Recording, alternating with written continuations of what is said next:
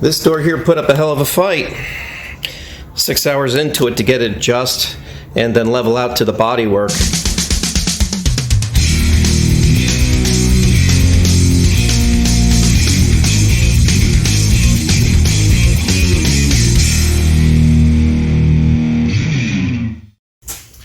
Hello everybody, today we're going to be looking at Eleanor's doors and we're going to be going over a couple areas that we have been working on this project for the past month and a half, and we want to give you some updates. So let's get right to them. Okay, we're at the driver door here and we rehung it and we checked our body lines. We like what we see. We're a little bit tight here and it sits out a little bit more than we want, but they're both the same left and right, and when we built them on the bench together, both doors that is. And then the line down here is good and it sits pretty flush along the bottom.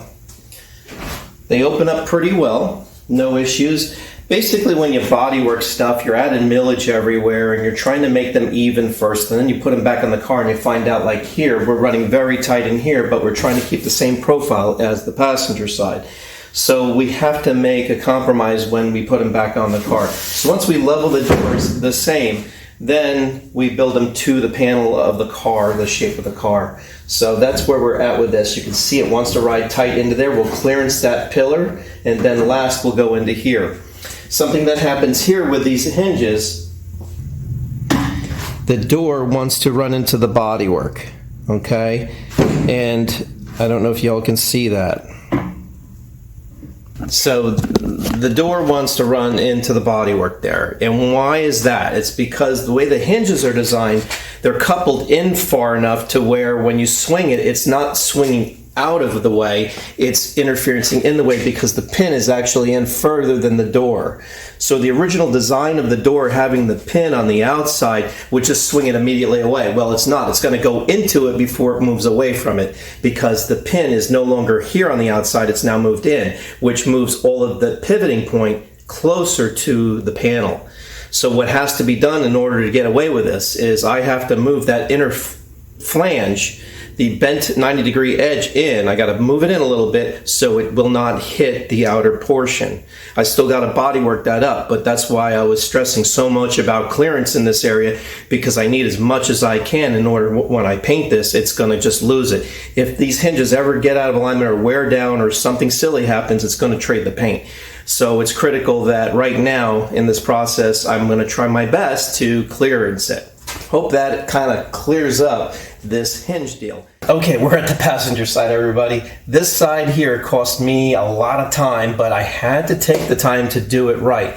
This was Glenn's first door that he did, and it came out really good. There was no issue, but in order to get it to be a little better than what he had it at, we wanted to achieve that. So what we did was we put a 40 thousandths shim right in here at the two mount points, and then down below at 20 thousandths. And what we did, we clearance the bottom hinge and move that hinge down further in the door, so the door actually goes up a little further. So as I move it back, I can also move it back up, which clearances this a little more. I ran out of a lot of clearance issues and I started taking the work out, so it was hitting pretty darn good there. So it fought us for a long time. This was not an easy go and it just was a pain. Anyway, so it works nice now.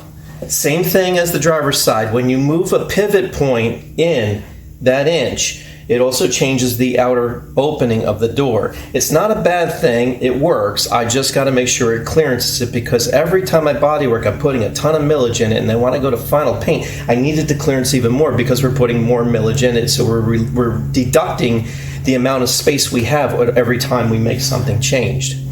So we profiled this, and it's the same as the passenger side door, same down here in the rail, and we got it to sit back and nice and tight. So we moved it up a little bit to keep the profile down in the bottom of the door better, and we have the same gap all the way down, so that looks really good, and then across here. So whatever happens from here on out, if you load this door, you put like 30 pounds into this door, If it does sit down a little bit, you can just add the weight. You put the weight right here and you can see the difference of where it would be. Right now I'm sitting pretty, so if anything ever happens and he has to put glass, regulators, panels, and if it adds up to a certain amount of weight, it will change this again, and then that lower hinge will have to be comped with a more, like another 20,000 shim inside, and the door's got to come back off again. So, but right now, the way I have it lined up, it's right where I want it to be for right now. I can't go higher and I can't go lower. It will not happen, because if I raise this up, I lose that clearance. If I go any lower, I lose the blind here. So you got to make the best of two. So you do the average. You do the averaging of both areas from point A to point B, and if you make them the same, then the overall perimeter will be okay. Little wordy. So that's where we're at with these doors. Another thing is the design of the car to the lip in here doesn't come down enough to where the seal will actually seal perfectly tight in here. This is not going to be a car he's going to drive in the rain. If he does, then, you know, it's one of those things. However, I can't change the design of the car. It is what it is at this point. So all I can do is make the panels fit as nice as I can and make them as straight as possible so they'll look as pretty as possible at a show. So functionality, it will work. How well, that's going to be up to them putting the car together and moving forward from there. We're doing the best we can to make it just as nice as possible. We're glossing over all the work that was previously done. So we're trying to make it all flow really good, look really nice, and keep all the same dimensions. But in the meantime, I had to get this door up further than what it was, and I had to move it back just a little bit, which clearances this nice.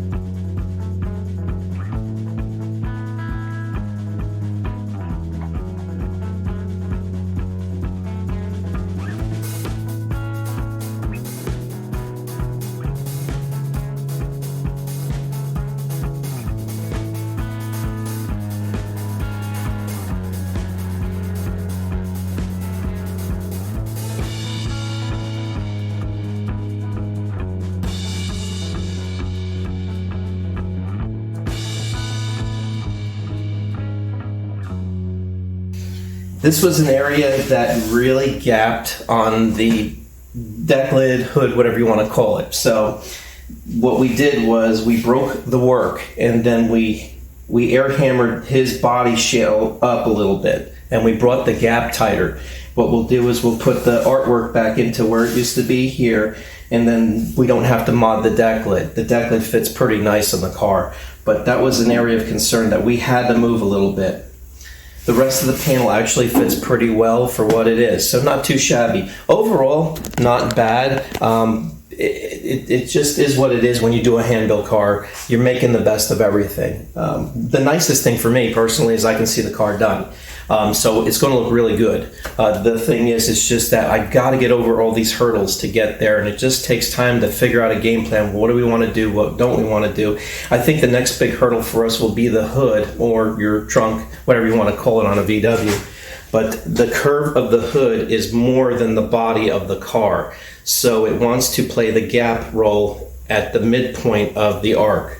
So you'll see that when we get ready to put the hood on that. That's something I'm going to have to figure out what we'd like to do, because if I slice the hood anywhere to relieve the hood to make it, the overall shape will change, and then we're loaded up again with a lot of product, and you don't want that on the hood. It's just not going to hold out. It's going to be a problem. Right now our hood only has primer and a couple little tiny areas built up really nice, and we're pretty much done with it. I don't want to go back into that work. It'll just be a bigger delay. So I wanted to show you all this, what's going on with Eleanor today. Thanks for joining us and subscribing, checking us all out. I appreciate it very much. Here at this little tiny shop we call Classic Car Creations. Everyone, take care. See you soon. Bye.